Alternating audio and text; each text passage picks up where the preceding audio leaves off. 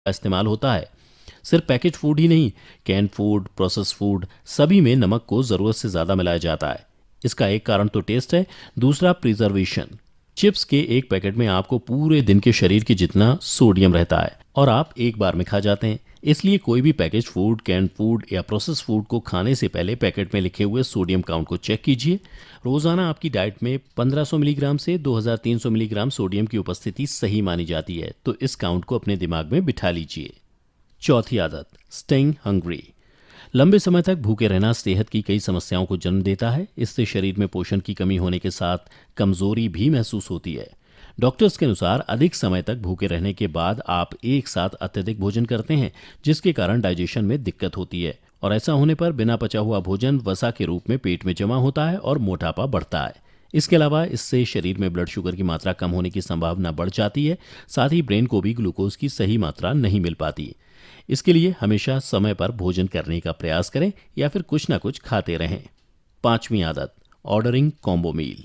जी हाँ दोस्तों, एक साथ कई प्रकार के खानों को अपने भोजन में शामिल करना, ये भी आपकी निकली हुई तोंद के लिए जिम्मेदार है।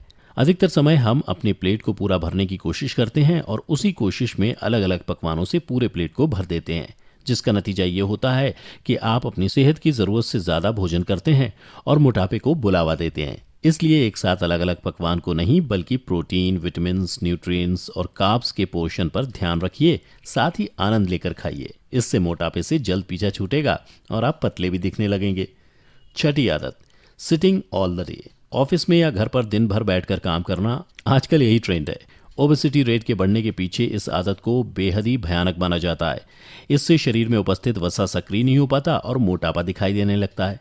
इसलिए कोशिश करें थोड़ी थोड़ी देर में उठकर घूम लें या किसी बहाने चल फिर लें।